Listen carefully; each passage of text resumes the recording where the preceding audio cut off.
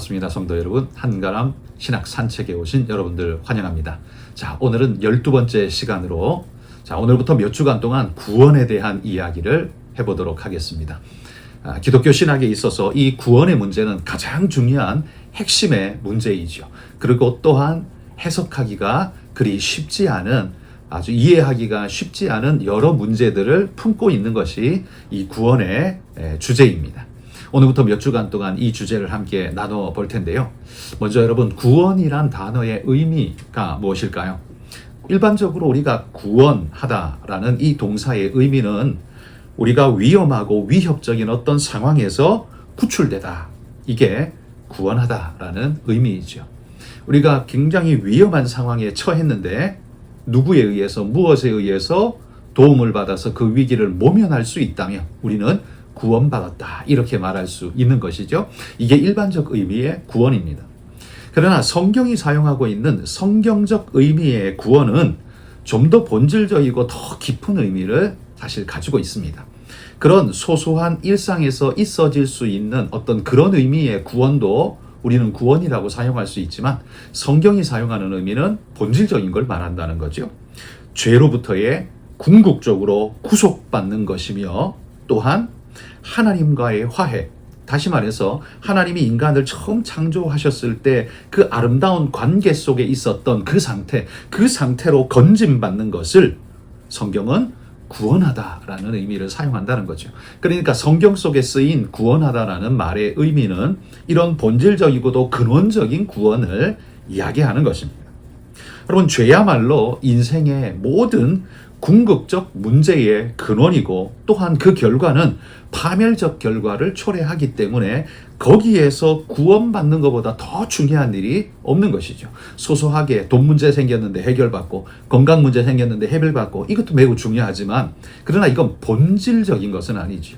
진짜 본질적인 우리의 영혼과 영원을 주장하는 구원의 문제, 그것은 우리의 파멸적인 모습에서 건져내어 하나님과의 원래의 화목한 상태로 되돌리는 것, 이게 바로 성경이 말하는 구원이라는 말의 의미라는 겁니다. 하나님은요, 죄에 대한 대가를 반드시 죽음으로 선포하셨습니다. 그렇기 때문에 죄에 빠진 인생은 죽을 수밖에 없기에 반드시 구원이 절실하게 필요한 존재입니다. 이 사실을 성경은 로마서 6장 23절에 이렇게 이야기합니다. 죄의 삭은 사망이요 하나님의 은사는 그리스도 예수 우리 주 안에 있는 영생이니라. 죄의 삭은 사망이요, 하나님 앞에 범죄한 모든 자는 죽음이 결과적으로 도래할 수밖에 없다는 것이 그의 인생의 운명적 선포입니다. 여러분, 인생의 작은 문제는요, 사람에 의해서, 물질에 의해서, 돈이 있으면 혹은 힘 있는 사람을 통해서 구원 얻을 수 있습니다. 그러나 하나님의 심판의 문제는 그런 것들로는 절대로 구원 얻을 수가 없죠. 그러므로 궁극적인 이 구원은요, 오직 전능자이신 하나님의 은혜로만 주어질 수밖에 없는 겁니다. 인간의 본질적 구원은 다른 사람을 통해, 물질을 통해, 다른 여건을 통해 이루어질 수 있는 것이 절대 아니라는 말이죠. 하나님으로만 가능한데, 그것 또한 하나님의 전적인 호의에 의해서만 가능합니다. 왜냐하면 법대로 하자면 다 죽어야 하거든요. 법대로만 하자면 우리는 죽어도 마땅한, 아무 말 할 수 없는 존재이지만 하나님의 은혜에 의지하여 우리는 그 구원을 얻게 되는 겁니다. 감사하게도 하나님께서 이 문제에 대한 해답을 우리에게 이미 주셨습니다. 그래서 우리에게 구원이라는 가능성이 우리에게 주어지게 된 거죠. 자, 그러면 오늘부터 이제 구원에 대한 이야기를 살펴보는데요. 성경이 말하는 신학적 이 구원에도 순서가 있습니다. 구원의 서정이라고 부르는 이 순서는 로마서 8장 29절에서 30절에 나오는 이 말씀에 기초해서 우리 신학의 논리가 짜여져 있습니다. 이 구절 제가 한번 읽어보겠습니다. 하나님이 미리 아신 자들을 또한 그 아들의 형상을 본받게 하기 위하여 미리 정하셨으니 이는 그로 많은 형제 중에서 맏아들이 되게 하려 하심이니라. 또 미리 정하신 그들을 또한 부르시고 부르신 그들을 또한 의롭다 하시고 의롭다 하신 그들을 또한 영화롭게 하셨느니라. 여기 사도 바울은 우리에게 구원의 순서를 이렇게 일러줍니다. 하나님이 미리 아신 자들을, 미리 아시다, 우리는 이걸 예지라고 부르죠. 미리 아신 자들을, 또한 그 아들의 형상을 본받게 하기 위해서 미리 정하셨으니, 미리 아신 자들을 미리 정하셨습니다. 예정이라고 말할 수 있죠.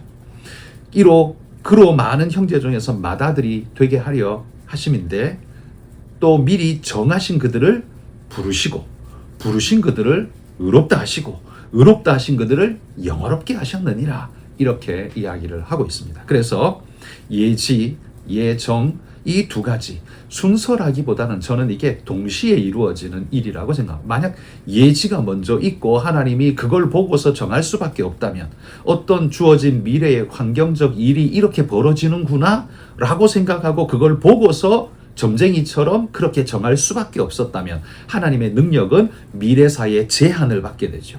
하나님은 미래를 알기는 하지만 바꿀 능력은 없는 존재처럼 되어져 버리지 않습니까? 그래서 예지가 예정보다 앞서 버리면 이런 문제가 생길 수 있죠. 그래서 저는 예지와 예정은 하나님이 함께 시작하신, 하나님이 아시고 정하실 뿐만 아니라 정하시고 정하셨기에 또한 아시는 그런 하나님의 역사가 시작점이라고 믿습니다.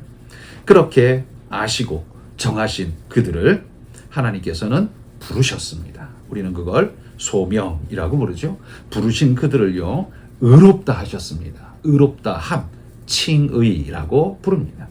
그리고 이 말씀에는 없지만 칭의를 입은 자에게는 그들은 또한 하나님이 영화롭게 하셨는데, 영화에 이르기 전에 하나님은 우리를 거룩하게 하셨습니다. 그래서 칭의 다음에 거룩, 성화가 있고요. 그 다음에 우리를 본질적으로 구원에 이르는, 영광스럽게 하는 영화가 있게 됩니다. 그래서 미리 아심과 작정하심, 그 다음에 그에 따라 하나님이 우리를 불러주시고, 부르신 그들을 하나님이 의롭다 하시고, 의롭다 하신 이들을 거룩하게 하시고, 거룩하게 하신 그들을 영화롭게 하심으로 구원이 완성되어진다는 것입니다. 이게 우리가 성경적으로 보는 구원의 서정, 여정이라고 말할 수 있을 겁니다. 자, 그 중에서 우리는 하나님이 예정하셨다라는 이 부분을 오늘 좀 집중적으로 살펴보려고 합니다. 예정, 미리 정하셨다라는 말이죠. 이 예정이야말로 사실 신학적인 얼마나 많은 논쟁을 불러일으키고 많은 사람들을 당황시키고 어렵게 하는 교리인지 모릅니다. 이것을 풀어내기 위해서 많은 신학자들이 수천 년 동안 여러 모양의 신학적인 논쟁과 연구를 통해서 그 이야기들을 풀어내고 있습니다.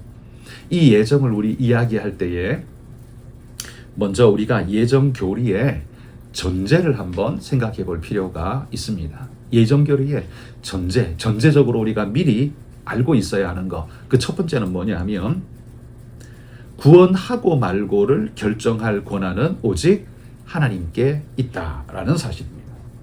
여러분, 인간이 죄에 빠진 건 하나님이 강제로 죄에다가 집어넣어서 벌어진 일이 아니죠. 그렇기 때문에 인간 스스로 그건 선택한 일이고, 그로 말미암아 주어진 심판과 죽음이라는 것은 그의 몫입니다.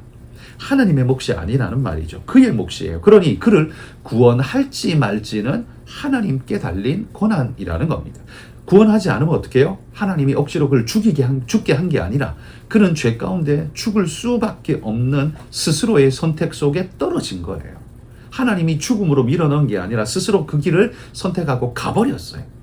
여기에서 하나님이 구원할 것인가 말 것인가는 그건 하나님의 몫이라는 말이죠. 하나님께 권한이 있다는 사실입니다. 자, 이걸 왜 강조하냐면, 왜 구원 안 시켜줘? 라고 우리는 권한이 없다라는 사실 그 이야기죠. 자, 두 번째 전제는 뭐냐면, 그렇기 때문에 구원하고자 하는 결정은 오직 하나님의 주권적 은혜에 기초할 뿐입니다.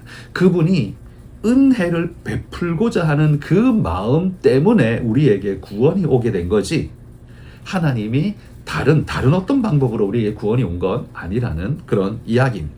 그러므로 우리의 구원은 전적으로, 우리의 상태는 죽음의 상태인데 우리의 구원은 오직 하나님의 은혜에 기인하여 우리에게 구원이 주어지게 됐다. 그래서 항상 성경에 보면 바울 사도가 강조하는 것, 그 은혜로 인하여, 이런 표현을 많이 쓰죠.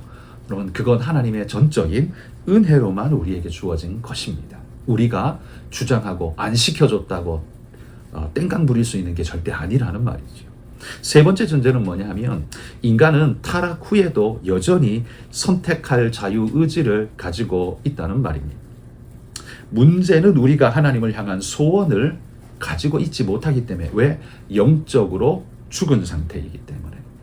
우리가 원죄를 통해 하나님에게서 끊어지고 죄 가운데 죽은 존재가 되었어요. 죽었다는 건 뭐예요? 의지가 없다는 거고 소멸되어졌다는 거고 끝났다는 소리죠.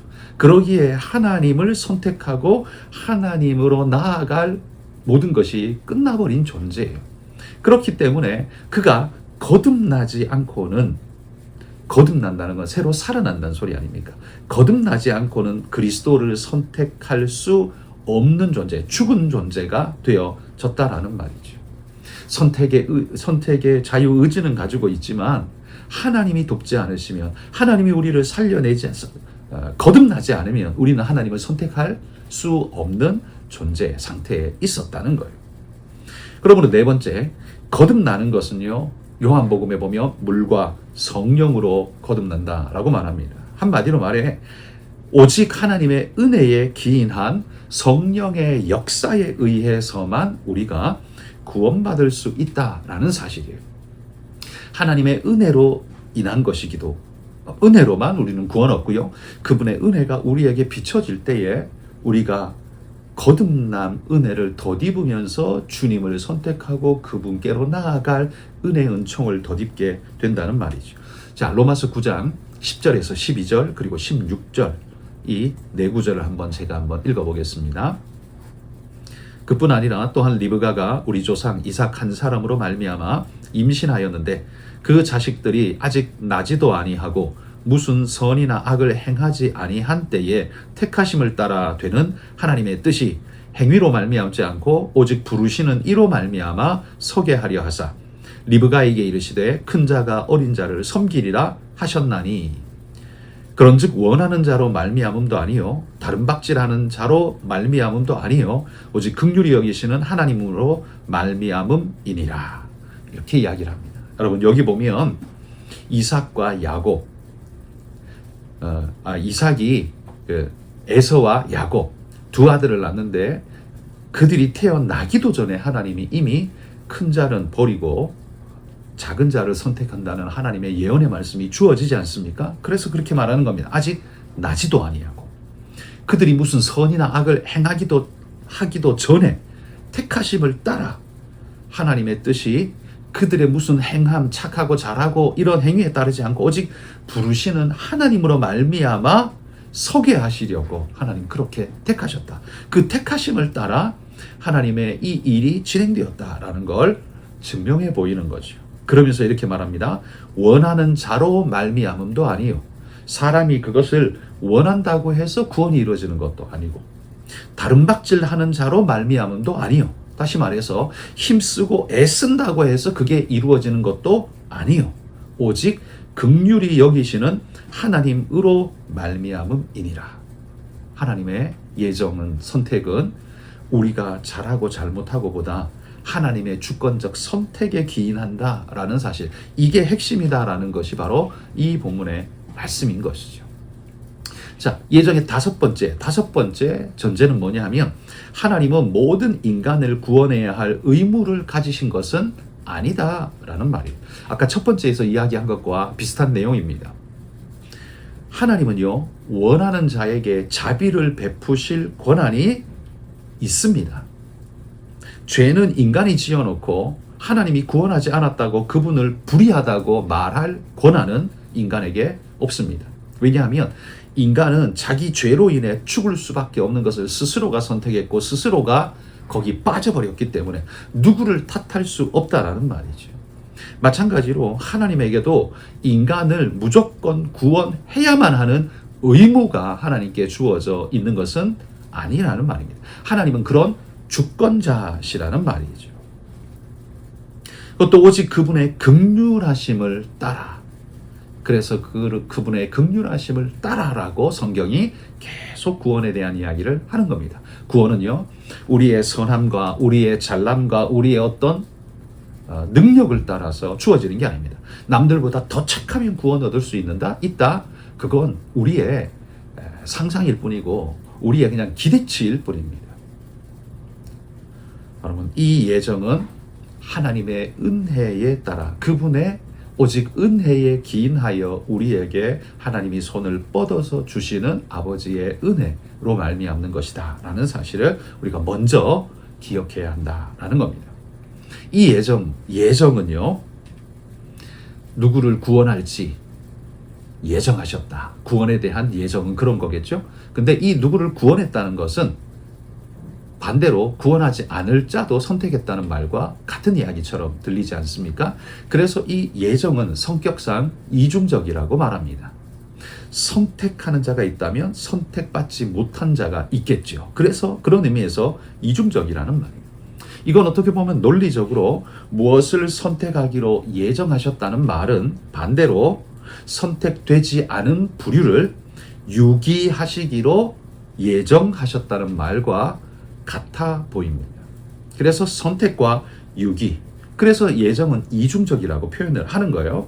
자, 그렇다면 하나님께서 적극적으로 구원하기를 원하신 선택자들이 있다면 이건 반대로 적극적으로 유기하기로 작정하신 자들이 있다는 말처럼 들리게 됩니다. 근데 만약 이게 사실이라면 우리가 구원받지 못한 책임은 하나님이 의지를 가지지 않아서이고 하나님께서 구원하지 않아서라는 이 구원받지 못한 것의 책임이 하나님께 돌아가는, 그 원인이 하나님께 돌아가는 이런 우를 범하게 됩니다. 여러분, 이렇게 말하는 것은 옳지 않습니다. 인간이 죄에 빠졌기 때문에 죽는 거지 하나님이 구원하지 않았기 때문에, 은혜를 베풀지 않았기 때문에 죽는 건 아닙니다. 어느 기업이 부도날 위기인데 은행이 돈 많으면서도 돈을 빌려주지 않았기 때문에 그가 망했다, 이렇게 말할 수 있습니까? 그렇게 말할 수는 없습니다. 그가 방만한 경영을 하든지 잘못된 투자를 하든지 그래서 망하게 된 거죠. 그리고 은행에는 돈이 많다고 해서 반드시 빌려줘야 할 의무가 그들에게 있는 것은 아닙니다. 여러 가지를 따져서 그걸 계획하고 계산할 뿐이겠죠. 마치 여러분, 하나님은요, 모두를 구원해야 할 의무를 지고 있는 분은 아닙니다. 하나님의 은혜와 사랑을 통해서 구원할 자를 구원하시는 은혜를 우리에게 베풀 뿐입니다. 구원에 대한 최선을 다하는 분이시다라는 말이죠. 만약에 여러분 모든 자를 다 구원한다면 죄를 죄라고 말할 필요가 뭐 있습니까? 죄에 대한 심판은 아예 없는 것이 되지 않습니까? 모두를 다 구원한다면? 그러면 죄 지으면 죽는다라는 율법의 말씀도 다 거짓말이 되고 다 의미 없는 이야기가 되지 않겠습니까? 하나님은 모든 자를 구원한다고 말씀하진 않습니다. 하나님은 택한 자를 구원하신다라고 말씀합니다. 누구를 택할 것인가? 그건 하나님의 뜻에 달려 있습니다. 우리는 누구를 택하라고 말할 권한이 없습니다. 단지 하나님은요, 나를 보내신 자를 믿는 자는 내가 구원하겠다고 주님 우리에게 은혜의 손길을 뻗으셨습니다. 주님은 우리의 구원의 손길을 뻗었고 바로 그 초청을 거절하고 거부한 자는, 들었으면서도 알면서도 거부한 자는 스스로의 그 죄책, 원래부터 져야 할 그 죄책을 질 수밖에 없다는 겁니다. 없는 죄책이 생겼다는 말이 아니에요. 원래부터 져야 할 그 책임을 그대로 지고 그냥 가는 수밖에 없다라는 말입니다. 자, 오늘 우리가 예정에 대해서 한번 살펴보는데요. 예정은 더 깊이 들어가면 굉장히 어려운 질문들과 우리가 머리가 복잡해지고 설명할 수 없는 여러 일들도 만날 수 있습니다. 그러나 적어도 우리는 이 정도, 하나님께서 우리를 구원하시되 당신의 은혜를 통해서 죄에 빠진 것은 인생이고요. 그 인생을 구원하실 마음은 품고 우리에게 은혜로 구원하신 이는 하나님이시다. 그러나 하나님에게는 모든 자를 구원해야 할 책임이 있는 것은 절대 아니다. 그런 의무는 하나님께 없다. 하나님은 당신의 은혜를 통해 우리를 구원하신다라는 사실을 오늘 우리가 함께 살펴봅니다. 여러분, 이 예정에 대한 이야기 오늘 살폈는데요. 이어서 구원에 대한 이야기를 계속해서 몇 시간 동안 한번 계속해서 이어서 살펴보도록 하겠습니다. 자, 그러면 오늘 수고 많으셨고요. 다음 주에 또 뵙도록 하겠습니다. 감사합니다.